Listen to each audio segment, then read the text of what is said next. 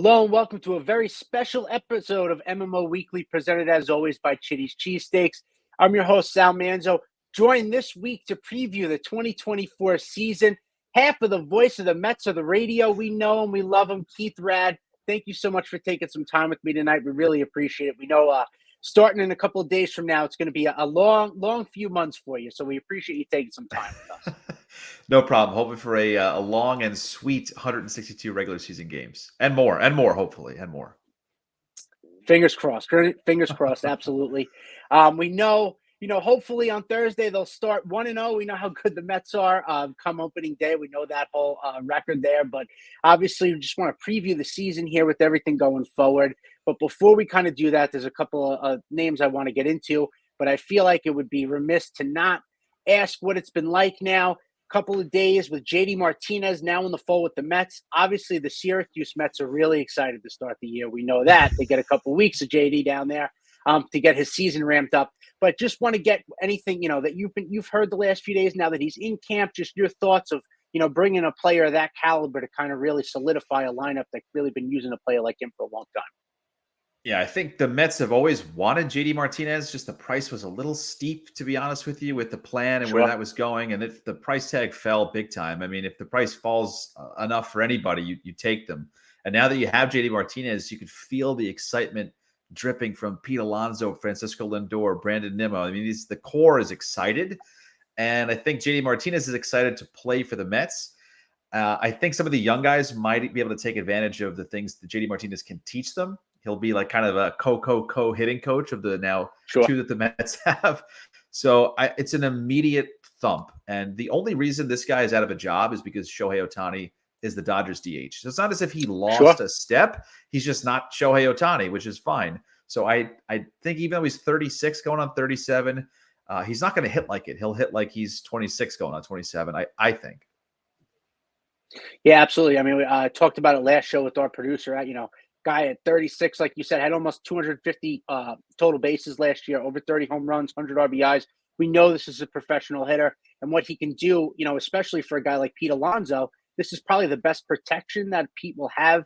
Maybe, so far in his career. Obviously, it'll be, a couple weeks to see it, but I can't imagine a player like Alonso. I don't know if relief is the right word, but just maybe excitement now that you're going to get, more pitches to hit with a guy like Martinez sitting behind you. Yeah, I think this is protection for Alonso. This is protection for the Mets for Alonso as well, too, because the Mets would love to sign Pete long-term, no problem.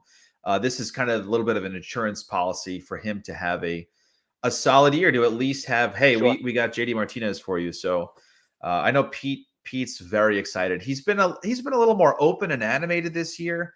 I don't know how much of that is different. I mean, it was only my first year last year. But he was very, very happy in Tampa when Mets were taking on the Yankees, and he met the media first time to talk about JD Martinez, and he was singing his praises. So I know Pete is pumped. And how could you not be with somebody hitting behind you like that? But you talked about the young guys. I am curious, a guy like, obviously Mark Vientos gets affected by this, up until a few days ago, he was probably going to be the Mets' primary DH. I'm just wondering if you've heard just how he's feeling on this. I know he spoke to the media, obviously, after the trade, and, obviously said this is a good player, it helps the team and all that. But I'm just kind of wondering, as far as like his mindset now going forward, and if maybe, like you said, ultimately can help a player like him, having someone like Martinez to come and kind of, show him the ropes. Yeah, so it was interesting to find out that JD Martinez and Mark Vientos had known each other for quite a while. Both Florida guys. Oh, wow. They've trained together in the offseason. So JD's known Mark since the very beginnings of his minor league phase when he was drafted by the Mets in 2017. So they know each other. And the first time that JD Martinez hit on the field at Clover Park, this was kind of the first time he was in public because the fans were kind of in Clover Park hanging out. The turtle was up for BP. And the first thing he did was put his arm around Mark Vientos and talk to him. I'm sure there was some stuff on Twitter that fans might have seen of that interaction, but it was the first thing that he did. So JD Martinez has kind of been in Mark's shoes. Martinez was DFA'd by the Astros at a very critical time in his young career. Mark Vientos, the thing that's so frustrating for him is that all offseason, they could have got somebody, and they've said, we're going to play our young players. And at literally the 11th hour, Friday, less than a week ago to the season starting, you lose your job. I mean, anybody would be frustrated. And Mark certainly tried to say the right things. His body language and his tone, you can tell he's a human. He's mad. He wants to be on the Mets. Like, who doesn't want to be a player for the Mets? He's going to be in Syracuse, which is very, very, very, very, very far mentally and literally away from Citi Field. So, I feel for Mark. I know he did what he could in spring. He put together some fine Vientos-like numbers. But again, if the price tag falls so much, you can get JD Martinez. The Mets are going to do that. But it does stray from what David Stearns has told us, media fans, is that they want to play the young players. And I think they will play Vientos, but they're not even bringing him up for the first week, 10 days that JD Martinez is going to be at Syracuse. Right. So that is interesting to me. Yeah, no, and that's an interesting note too. And in the interim like that he is going to be starting the year in AAA. That's something I didn't even realize as well. So that is kind of a mixed message there. Even with Cohen, when he spoke, what was it, last week, kind of saying it's late in the year to add guys, things of that nature. Obviously, we know how much of that was posturing and whatnot, because obviously they got a deal done. But it is, I would imagine that, hopefully Vientos' confidence isn't too shook from that. And like you said, he can kind of be motivated to, whenever he does get that chance to come up, because he absolutely will at some point. A lot of these guys will. But I'm just kind of curious just as well, as far as, we talk about from the pitching just to the pitching a little bit, we know about the pitching staff. It's not the DeGrom, Scherzers, Verlanders, the last few years of that nature, maybe not the sexiest of names, but I'm just kind of, what you've seen so far throughout camp from any guys that have, particularly maybe stuck out with you as far as, going to be, in the starting rotation here. Yeah, Sal, I think you nailed it. That's literally the phrase that I've been using, is that this rotation that David Stearns put together is very, very unsexy. It's not going to blow you away as far as names and low ERAs and incredible amounts of accolades behind these guys. But these are trained big league starters. These are professionals that have proven track records. Even if their ERA is a 4 ERA these days is 2 or 3 runs over 6, which in baseball is a quality start. It keeps you in the game. It hands you to the bullpen, which David Stern has built a pretty nice bullpen. But truly, I think there's people have high ceilings and high floors. A guy like Kodai Senga has a very high ceiling. He can go out there and post a 1-something ERA, a 2-something ERA, which is great. It's incredible. When you have high floor guys like Sean Manaea, like Adrian Hauser, they're not going to implode. All of a sudden, they have a 6 or 7 ERA. It's not like them. They haven't done that before. When you have a high floor, you'll have a couple of good starts, quality starts, and maybe a nice one, and then maybe a clunker. That's kind of the vibe and the feel. So I do like this starting rotation. David Stearns knows what he's looking for in arms. He did that in Milwaukee. He's big on stuff. He's big on different looks out of the bullpen. I think he might have found a diamond in the rough with Sean Manaea and his sweeper that he developed. Can Luis Severino, with some stamina, be anything near 2017-18? I think you can be confident in the consistency, the reliability, despite the fact that you don't have somebody with a 1.5 ERA like DeGrom would post, or a 2 like Senga, who will miss for the first month and a half, I think. Yeah, I mean, I couldn't agree with you more as far as the high the high floor and the high ceiling. They brought in. We understand kind of what the plan is, so to speak, with this year, next year, and it seems like they wanted, like you said, a guy like Manaea, possibly a gem in the rough, or diamond in the rough there, as far as with his sweeper and things of that nature. His fastball looked pretty good in this camp too. See, it looked like it was getting up to 96 or 95, 96 at times. I'm excited personally that you mentioned Severino. He's looked great in spring. Someone that we know at beginning his career got, him and Jacob DeGrom were kind of neck and neck for, there was a couple of years there. Obviously, we know, one of them pulled away, but, excited to see him hopefully healthy and motivated to kind of, maybe stick around, get those next contracts, so to speak. But I think the starting staff is going to be, pleasantly surprised. And you hit it on the nail on the head before. 5-6 innings, if you can get 2 times through an order, and then your bullpen can piece together to a lead with Diaz in the 9th inning. I mean, that's kind of going to be their recipe, I would think, right? It's a team that's going to score now probably a lot of runs. I would think there's going to be a lot of 6-5, 6-4 kind of finals. And those, that starting staff, like I said, if they can get through what you would think 2 times through a lineup, you hope you can piece it to get to, what's hopefully going to be, again, the best closer in baseball when they have a lead. And that's the thing too. Last year, that you forget a little bit in April and May without Scherzer with the suspension. Verlander was hurt. Sure. I mean, the Mets didn't get through 5 from their starters for a very long time. I Yep. can't forget Joey Lucchesi on my birthday. I remember it because it was that day, April 21st in Sure. San Francisco, went 7. It was like, oh my God, Right. somebody can go 7. The Mets couldn't get through 5, and you're already hurt with your bullpen with Diaz out, so you're Sure. stretching the pen even more. If you just get through 5, the starting pitcher gets through 5, it changes everything. And I think these guys can definitely do that. But you mentioned the bullpen. I'm so excited to see Edwin. He was electric in that first spring training game Sure. against the Marlins. If you could have electricity like that in spring training, it's very relaxed, and drink a beer and watch the game with your feet up with the little Florida Sure. breeze. But it was awesome, and I'm so excited to hear the trumpets at Citi Field. And that vibe, that domination, that intimidation that Sure. he brings changes so much.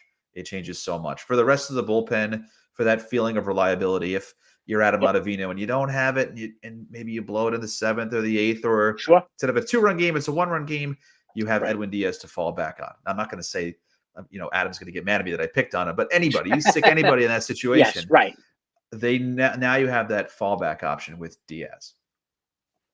And how has and you hit the nail on the head as far as just the vibe, right? Knowing that guy's lurking in the ninth field, if you have a lead, it changes the perception of everything. But like, how has he been? It seems like he's really in great spirits, and that injury's sort of behind him, and he's ready to dominate again in 24. I'm just kind of curious that if you talk to him at all in spring and just how that's going.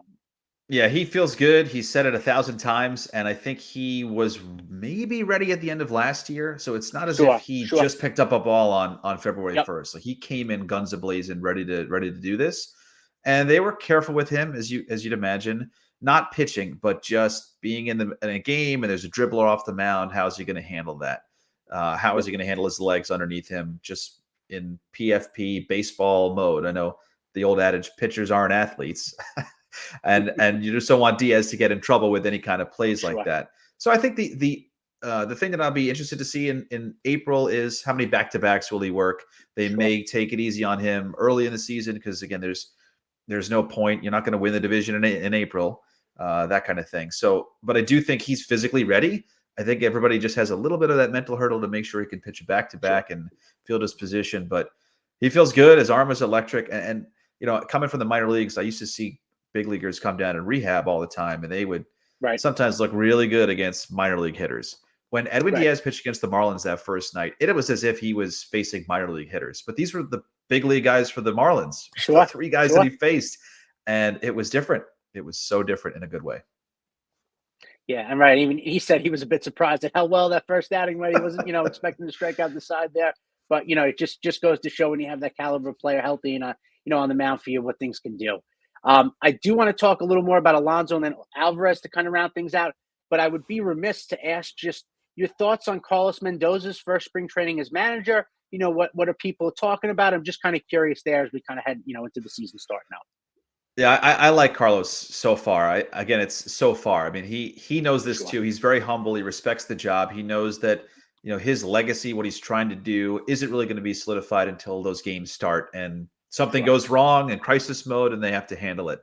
But so far, managers, what I've learned from the minor leagues and even last year is there's a vibe, there's a feeling, there's a looseness or a tightness in the clubhouse, depending on who's running the show. And Mendy has been great. Everybody's in a good mood. You could tell that the players are certainly a little bit in different, lighter spirits than last year. I'm not going to say better or worse than when Buck was managing last year. It's just different. And that might turn into be a good thing. But Carlos, he looks you in the eye. He wants to know your name. He wants to do a good job. He respects who you are. If you're media, you're a fan, you're a player. And his big thing has been a lot of the buzzwords about communication and leadership. And I think the communication aspect is something that the fans won't see as much. Mm-hmm. Communication is, hey, Brandon Nimmo, you're going to play left field, but the way you're going to play left field, the way we're going to treat it when we talk to the media is going to be professionally done. You're going to know everything that we're going to say to the media. You're going to know everything about your schedule and your plan. And big league guys, some of them are creatures of habit. You can't take them by surprise. So those things fans really won't see. But I think the players have respected that. And if you have the players' respect, that's at least a good start for Carlos Mendoza. At the very end of spring training, Yankees and Mets met each other twice. We were over there in Tampa, and everybody raved about Carlos Mendoza with his time in the Yankees. And I respect him even more too, because he's the kind of guy that came up through a system and he held every single position possible. He was a coordinator. He was a hitting coach, bench coach, quality control. He did everything. He did the grunt work. He made a spring training plan for Aaron Boone. He's done every little thing. He's paid his dues. And I think as New Yorkers, we respect somebody that's kind of blue collar like that. So I love his background. I love him, looking people in the eye, getting to know them. And I wish him all the best. Yeah, absolutely. We heard how well he did in the interviews and how highly, regarded he came. Obviously, working with an organization like the Yankees, we don't like to give them too many compliments, but you must know what you're doing if you move up with there. So that's great. Just excited to see, like you said, first crisis mode, things of that nature, how he handles it. But we wish him, nothing but the best, and hopefully it's a smooth sailing for him. But I guess one more thing on him too, Sal. Sorry to interrupt, but the thing about Carlos, he was going to get a job. He was going to get the Cleveland job or something. Right. He was going to be a manager. So it's not as if the Mets said, well, we didn't get counsel. Who are we going to get? Right. Carlos Mendoza was going to be a big league manager in one way, shape, or form. Yeah, absolutely. And, we're lucky the Mets grabbed him when he did, right? It sounded like if they didn't, like you said, a multitude of other teams would have done the same. So, excited to see him and Stearns. Hopefully it's a nice budding relationship. And I guess with that too, obviously this is, Stearns' first spring training really to get, his kind of claws into it. People talk about the pitching labs, things of that nature. I don't think folks, understand maybe how long things could take a little bit to implement, right? It takes a little bit of time for certain things. But I am just curious what you're hearing, just, as far as Stearns now, kind of man in the reins here, and having, spring training and an off season now under his belt running the team. Yeah, so it is new. I mean, he started probably October, November. So the philosophies that he'd like to implement. I asked a couple of players. I was asking Adam Ottavino the other day about, what's different. And for Ottavino specifically, not much. I mean, there are a couple different things that Stearns wants to emphasize. The pitching lab that everybody goes through, not just the minor leaguers, but the big leaguers too, is finding inefficiencies in your rotation and your delivery to find a couple of miles an hour here or there. So those things, I think you might see them affect guys in a positive way, but the pitching lab is for the Mets to kind of bring everybody up to par. I mean, the Houston Astros are doing incredible things with their analytics department and their labs and their high-speed cameras and things that they're very far along. So the pitching lab for the Mets hopes to level the playing field, which was actually being built before Stearns got here. So what I am interested in finding out about Stearns is how he handles the regular season with the waiver wire and pickups. But I do like the way he's built. You mentioned the starting rotation, but the bullpen, the different looks. One thing that the Mets had a lot last year was a lot of the same guys, right-handers through 92 to 94. Stearns has been very interested in different arm angles, different slots, different velocities, different pitch shapes and types. So if you're the Milwaukee Brewers or the Tigers, who the Mets are ready to face, you're not going to see the same arm twice out of the bullpen. Right. And that always keeps you on your toes, keeps you having to prepare. And there was a lot of success with that in Milwaukee. And the Mets are hoping for a lot of the same success with Stearns here. But I'm a big David Stearns fan. I hope intelligence prevails. I believe in the things that he's built. And I think the Mets fans this year, I know the offseason has been one thing. When you have an owner like Steve Cohen, you wish you could build a fantasy team, right? Every single offseason. But I believe in the process that Stearns can evaluate talent, knows what he's looking for. That's why they pay him literally the big bucks. You can Google his salary. He's getting paid a lot of money because of how well he's done in other places. Yeah, absolutely. I am excited for the fact that there is a plan in place and, a group of management in place now that has a vision that they really want to, implement. And it's funny, keep talking about communication, talking about the Mendoza. It feels like folks we've talked to the last few months, since Stearns was hired, it's the same sort of deal. It's how good of a communicator he is, trying to get input from other folks within the organization to see what works, what doesn't. I really am excited, not necessarily, we may not see it, this year right away, but 2-3 years down the line, some of these players they got last year at the deadline. Obviously, that wasn't him, but just that mixed with him, it's exciting times. I agree, and kind of one person that he's going to have to, hopefully sign. We talked about a little before was Alonso, and I know you mentioned just kind of a little bit his vibe in camp, but I was just wondering if you could elaborate on that a little bit more. Just is the contract you think affecting him at all, or it's one of those things where we're here, it'll play out. I'm ready to play ball and hopefully win for the Mets. So Pete's definitely taking on something that he is at least aware of, which is he is putting a lot of pressure on himself. I mean, if you go back to the example of Francisco Lindor in 21, he did not want to play with that hanging over his head. He said, sign me in spring. Let's get this extension done. I don't want to think about it. Pete's different, and you have to be able to handle that because he made that choice. But with that comes pressure from him. The Mets are probably wishing that maybe they signed him for their price tag. Pete, I'm telling you, with Scott Boras as your agent, Mets fans probably don't realize this because, let me put my fan hat on first, Sal. I want Pete Alonso to be a Met. I want to call walk-off home runs on the radio for the rest of my life, and I want Pete Alonso to hit them. Putting my baseball thinking cap on, too, you can pick up on a couple clues here that the business side of things is not always as peachy keen, and as, as kids, sometimes your favorite player is not on that team anymore, and that's heartbreaking. And I expect them to get a deal done, but it won't happen during the season. It'll happen at the end of the season. Pete's going to test free agency. Scott's going to let him test free agency. And I'll go back to an interview that Howie Rose did with Steve Cohen. And when they talked about this, Steve said, I hope he has a great year. I hope he makes it as hard for me as possible. What does that tell you? They probably have a dollar figure in mind.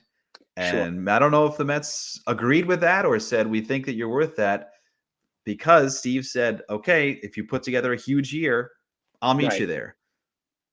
So there's a little disagreement. That's why we're at this point of the juncture. So it's I hate to do it because there's so many people that want Alonso to be a Met forever, and I'm certainly one of them.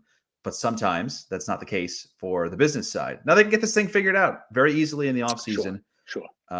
But it's up in the air, which nobody kind of wants to hear. Listen, as far as the business side, like you talked about, Stearns is coming into a team, right? It's a player he's probably not too familiar with. You don't want to make that investment until you're sure. You want to see what you have.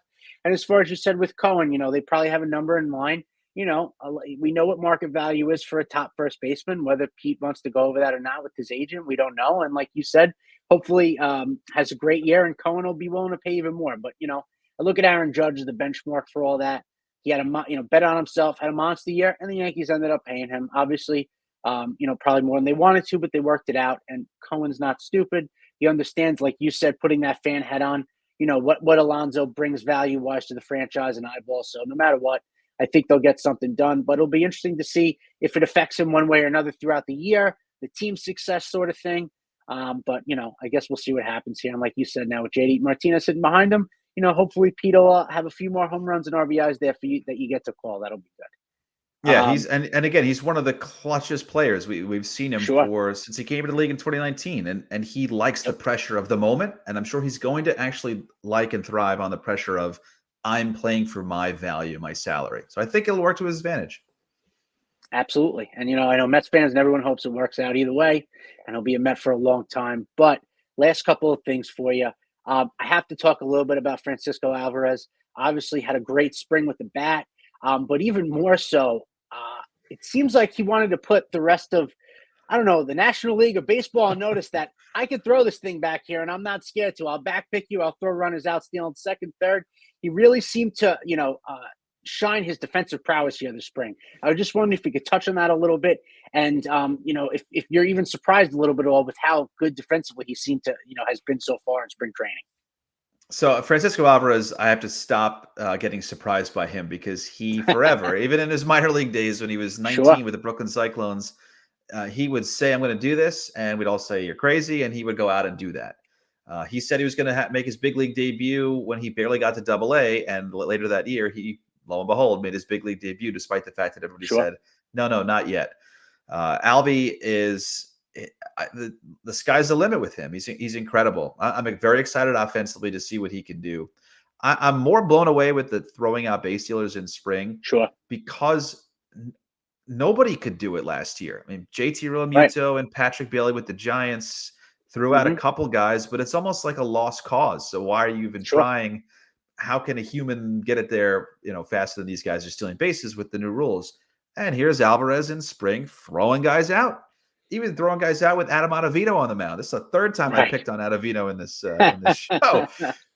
But he has changed the way he receives balls. He is trying to limit Sure. inefficiencies in his throwdown to second, and it's incredible. And again, the sky's the limit, because if they start to figure something out with him, he'll go back to the tool shed and figure out a way to get better. Sure. And the funny thing to me about when he was coming up, and is he ready to play in the bigs? Can he defend? Is he good enough to handle a pitching staff?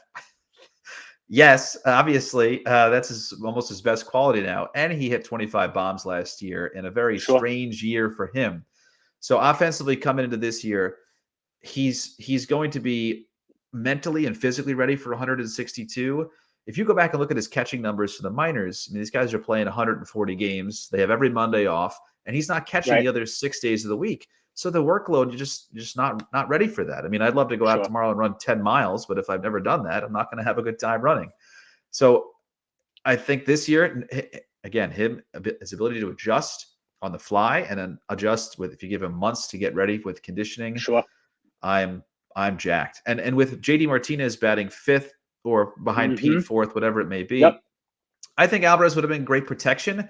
But even if you hide him at seventh in the lineup, he'll still bat like a 4 or 5 hitter. Absolutely. Yeah. I mean, like you talking about Martinez, how just lengthens everything out. It really, it's pretty incredible. And I'm, excited to see Alvarez offensively this year, like you said, in a full 162 and ready for that workload.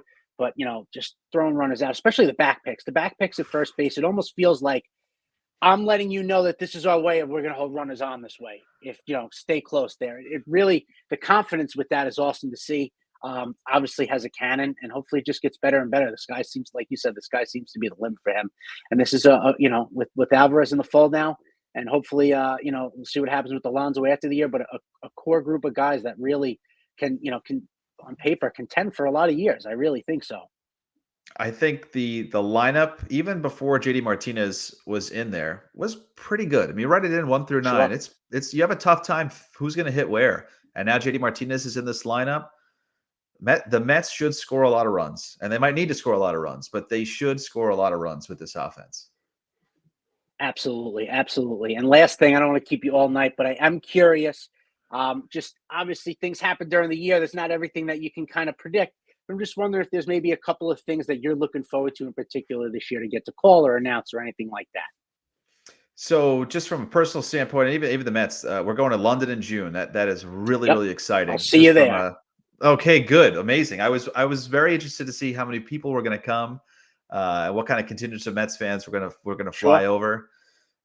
So that'll be really exciting. And then just again, personally, Edwin Diaz pitching at Citi Field. I was unable to see that last year, my first year in the majors, to feel the trumpets, to see him pitch on a big stage. When the game is over, you just want to see how it's almost like watching Gladiator. Like how are these bodies going to die? and Edwin Diaz doing that this year. So the Alonso stuff. I'm excited to see how Starling Marte bounces back. Sure, there really are a lot of things you could see here with this roster and get excited for. I mean, Severino, where is he going to go? So it might seem on paper like, oh, the Mets, but it's not. There's so many incredible storylines. There's so many players that are really good, all-star caliber, all-star players. So I'm excited for a year that, even if it's 83-79 or 84-78, do you know how exciting that is to chase every single game in August and September for a wild card spot? So I'm Sal, you can tell we're 48, 72 hours away from opening day. I am jacked. Love it. Like a lot of us, we just stare out the window all winter. We wait for the end of March, April to come, and all's right in the world again. So very excited for opening day on Thursday. Thank you so much for coming on. We really appreciate it. And as always, now we'll catch you next week with hopefully the Mets being 4-5-0. And we'll see what happens. We know what happens for opening day, hopefully, though. But between now and then, as always, everybody, let's go Mets.